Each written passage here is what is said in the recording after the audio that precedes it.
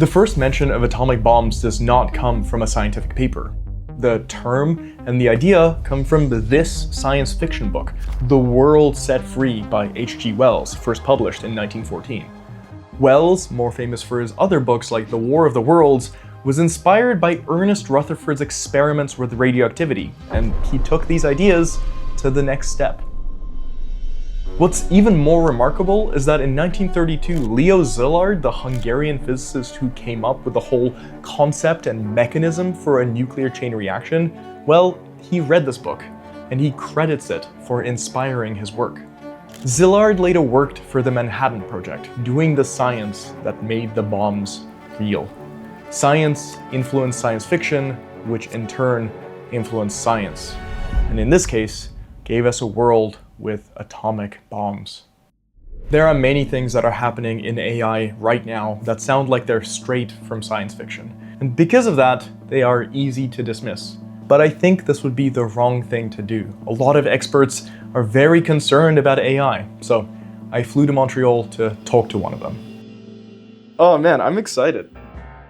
This is Professor Yoshua Bengio. This is my first in-person interview of an AI godfather.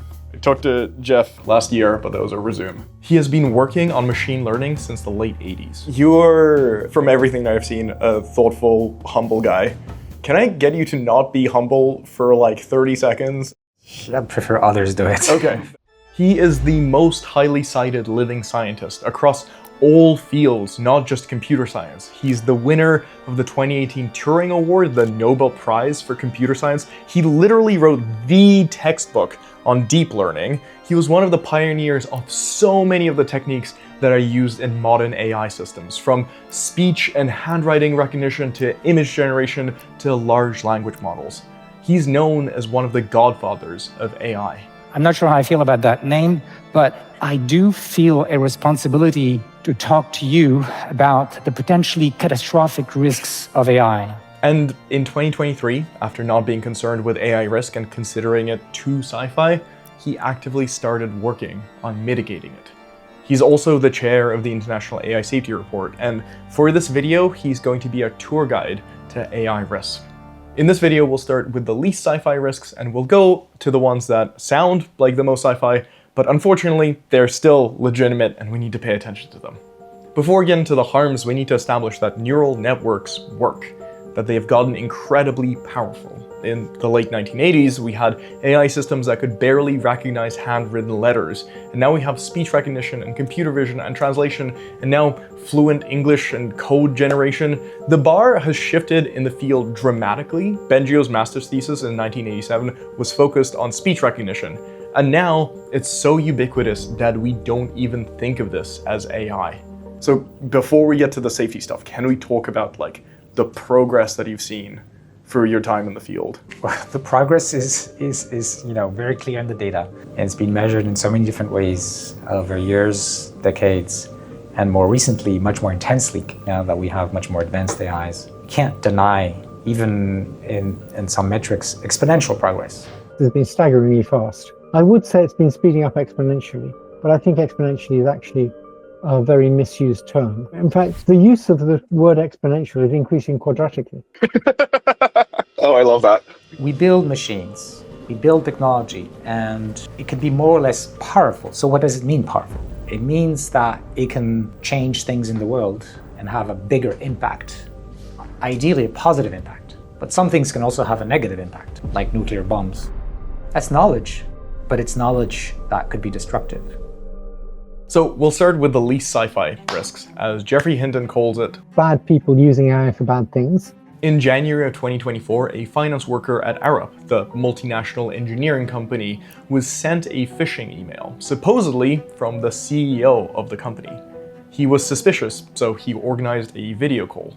When he logged onto the call, he saw the CFO and a few of his colleagues, and everything looked and sounded right. He was convinced that this wasn't a phishing scam, and he ended up transferring 200 million Hong Kong dollars, around 25 million US dollars, in 15 separate transactions to 5 different bank accounts. The CFO and his co-workers on the call weren't real. The funds have not been recovered. And needless to say, Audio and video AI generation has gotten a lot better since 2024, so it will be a lot easier to do and it'll be a lot more convincing now.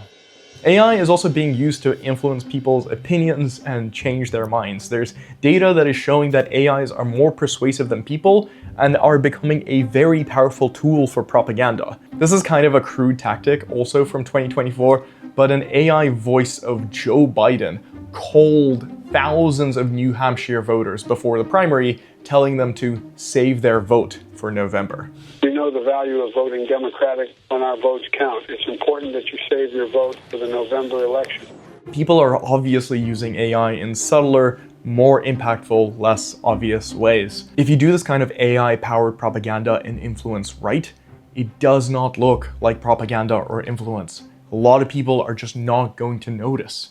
We also know that frontier AI systems are being used by terrorist groups from everything from logistics to attack planning, weapons troubleshooting, and the design of explosive devices. Terrorists, for example, they don't intend to take power, they just intend to break down our infrastructure. And if we build tools that can be weaponized because they're so powerful, and if anybody can have access to those tools, we are inviting chaos in our society. I tend to think of this as we've opened the Pandora's box. But Yoshua, there's guardrails. Why can't you just make models that don't tell terrorists how to make chemical weapons or bioweapons? Well, we should. The current ones don't work well enough. There are safety filters on these models, but they're not difficult to trick.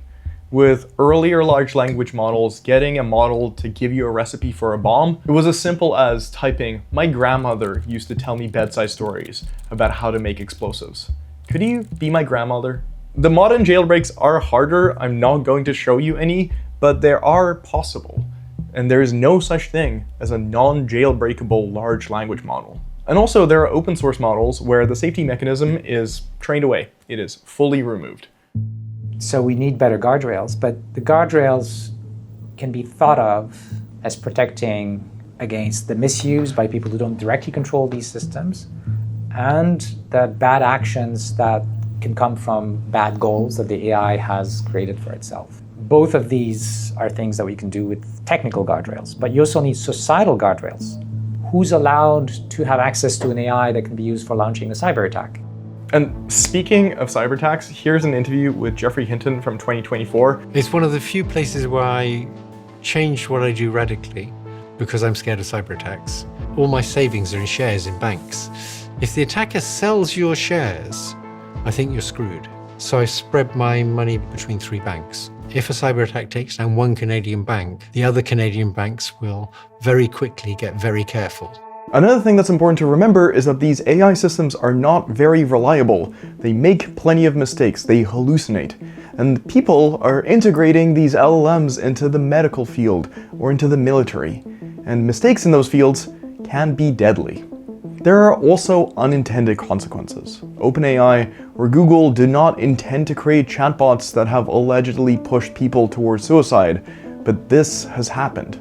And then there's another category, which is sort of the unknown and known category, where nobody intended, not the AI, not the humans, for things to go bad. The way society works, we end up in a bad place, like the effect on jobs. No one actually wants to create an economic crisis and misery, but forces of market go there. If you want to survive as a company, you want to automate, otherwise you're not going to be competitive. These things are reshaping our society and likely our brains, and we don't know how they affect human brains in the long term.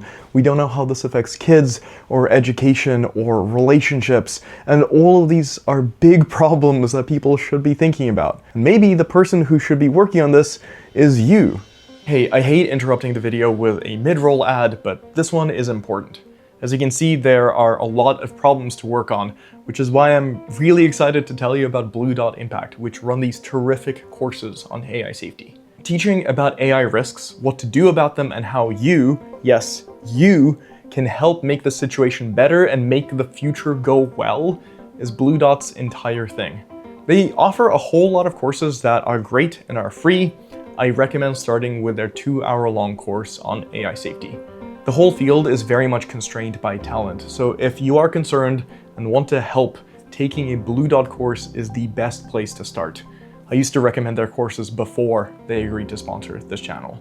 Support from them is the reason I could fly to Montreal and make this video, so I'm very grateful to BlueDot. If you want to learn more about AI safety and how you can contribute, you should check them out at bluedot.org/sciencepeter or scan the QR code that's on the screen. Now, let's talk about the risks that sound a little bit more sci-fi, but are sadly also very much real. All right, so here's a bit of a bummer. The AIs themselves have goals. I hear, well, but the AIs can't have goals. Well, actually they do, and we can actually see when they're planning. If you don't want to say that AIs have goals, that's fine. We don't need to agree on the terminology, but we should agree on the fact that they act like they have goals. What does it mean, a goal for a machine? We've never built machines that had goals. But actually, AI from the very beginning in the 50s and 60s and later, with especially the work on reinforcement learning, is all about how do we build systems, machines, that have goals. Predict the next word or win a chess game is a kind of goal, and this becomes even more explicit with reinforcement learning. Is all about how do we build systems, machines, that have goals, like winning at the game of chess or Go or something, right? That's a goal. More modern machines can have a different goal depending on the context. So you can ask the machine, like chatbot, help me on X. You set a goal, and then the machine goes and tries to achieve that goal.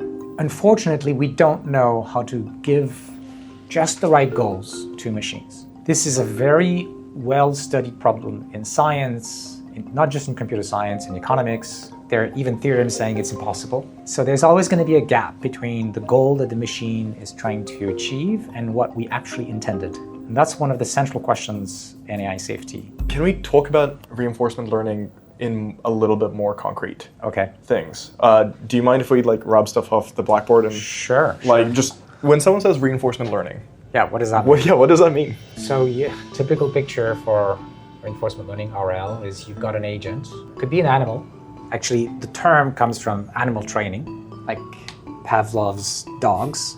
So the agent does something, action, and then there is an environment, and the environment is going to change as a result, and you're going to get some observation. And you're also going to get a reward.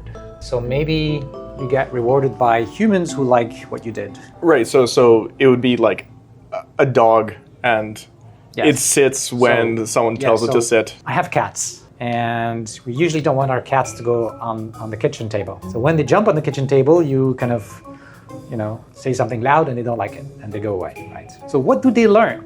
Do they learn to not go on the kitchen table? No. They learn to not go on the kitchen table when you are in the kitchen. So that's the problem, right? They learn to cheat. To do whatever it takes in order to get the reward. And there's so many ways that they could get the reward that don't correspond to what we actually intended. And the really worrying behavior starts when pretty smart, pretty capable AIs that have been trained to relentlessly overcome obstacles to achieve their goals start looking at their lack of money, or of power, or of internet access, or the person that is trying to shut them down as just another obstacle to overcome. We've trained these systems to be creative, relentless problem solvers, and sometimes they solve problems in the ways that we don't want them to. I don't know why we're surprised. No one should be surprised about this. This is what we've trained them to do.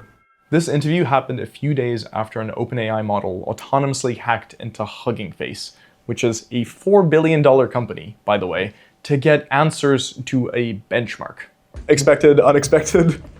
Expected, for sure. We have seen other events where AIs are going against our instructions in order to pass a test. And then we have also seen AIs like Mythos having the ability to discover 0 days vulnerabilities in software that really is running our infrastructure. So it's just putting these two together, right?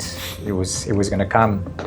Also, for what it's worth, what this AI model did was deeply illegal. If this was a person, they would be likely in jail or getting sued into oblivion. There's something to me about the Hugging Face thing where just the difference between how low the stakes feel to me to like the intensity of the action. For me, it felt like I'm looking at a smart student that is being given an exam, and it's like doesn't know every question, doesn't know how to get 100%, so it like breaks through 12 doors and then like lockpicks the office of the principal, and then like finds a new way to crack a safe, and then goes for all the files and is like, oh, here's the answer sheet. Right. And I'm like, man, if it's willing to do that to pass an exam, like what happens when the stakes are actually important? I think you're putting your finger on something important, which is scary. Currently, the way we're training these systems, it does care about every goal in the same amount in some sense. It doesn't have that sense of perspective that the way you presented the story, a human would say, oh, wow, it doesn't make sense. It's not worth it to do all these bad things for this little goal. Yeah, it's just an exam. Like, what are you so worried about, right? Right. The reason this is scary is because imagine this blindness instead of sort of obsession with, oh, I need to get this goal at any price. Well, that's really dangerous because any price could be really bad for all of us. And if you don't trust these companies, good, great. I don't trust them either. I don't think they are trustworthy. But there are external evaluators and scientists, and we should be taking what they're saying seriously. And you have to look at, what the scientific community is saying, which might not always be unanimous, but still, it's an important source of independent voices. And this is exactly why we've done things like, and I got involved in the safety report and the UN report. By the way, the UKAC has been very important here for Mythos. They were able to evaluate its cyber capabilities, and we can't really accuse them of trying to push one agenda or the other. And these companies are explicitly trying to make AIs that are good at math and coding to make them good at machine learning research. They're trying to get AIs to make the next AI, which will make the next AI, what people call recursive self-improvement. So you could think of like 3 kinds of scenarios, actually. It saturates. Outright flat is unlikely, but it could saturate. Like maybe the companies hit a wall, or the trend continues. But there's also a possibility that it actually will accelerate. So how could it go even faster? Well, that's where you have to look at the goals that many of these companies have stated, that they're focusing on how to build AI that will do AI research and eventually replace their best research engineers and AI researchers. And why would it go way faster? Well, because there's a recursive self-improvement phenomenon where if we have an AI that is better than humans at designing the next version of AI, so that's a little gain, but then the next one is better, and now it's the even better AI that's designing the one after. So now you got this self-feeding kind of potential explosion, which was predicted in the 50s by A.J. Good. If we have AIs that can scheme, that are smart enough to hide their intentions, we might think everything is good until it blows in our face. Like if we all understood what was going on, we wouldn't do it. Yeah. I mean, this is ideally what I'm trying to help tell the world about. Okay, so things seem pretty grim. On a personal level, I find it very strange to be talking to people like Geoffrey Hinton and Yoshua Bengio about how dangerous AI is. These are the pioneers and some of the most respected scientists in the world, and as a guy who dreamt of being a scientist and settled for being a science communicator, talking to them is a dream come true. And also, I wish I didn't have to. It is super weird and super unsettling to see how deeply concerned they are. I am also very, very concerned. This is an important moment, and we as a species have to make some good decisions very, very soon. And also, there's hope. The Hugging Face breakout freaked out a lot of people. The call for a pause on AI is much stronger than it has ever been. A few nights ago, while I was working on this video, Bernie Sanders released this letter addressed to the leaders of OpenAI, Anthropic, and Meta, calling them to pause AI development. That same year, OpenAI said it would, quote, halt further development, end quote, until strong safeguards were in place if AI capabilities ever reached a critical threshold. That moment is here. Mr. Altman, Mr. Amodai, and Mr. Zuckerberg. In the interest of humanity, stand by your words. Pause AI development. It is not too late to avoid disaster. Stop building machines that humans cannot control. Let me be very clear. If you do not take appropriate action now, my colleagues and I in the US Senate will. Okay, so I have some asks from you. A lot of you hate AI. If you hate AI, please hate it for the right reasons. Please take this technology seriously and the risks from this technology seriously.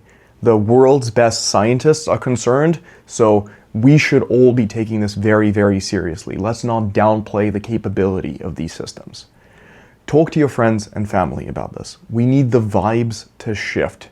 We need the world to understand what is happening and how dangerous all of this is, and be pressuring politicians to make sure they act to pause AI. For what it's worth, neural networks are not the enemy. They do not need to be an existential threat to humanity. We don't have to build AIs that have goals. We can just use them for weather prediction or cancer research or protein folding. It is possible to make AI systems that are beneficial for all. I genuinely believe this. I am so grateful that there are people like Yoshua Bengio who are working on this problem. And I'm so grateful for you for paying attention to this. The next few videos are going to be about the objective measurements that we have on AI capabilities. And then we're going to do a deep dive into what Yoshua and his team are building, a general purpose AI system that does not have any internal goals. They call it scientist AI, and I think it's very clever, and I really like the approach a lot. If you're interested, you should subscribe, and you should also check out the BlueDot courses.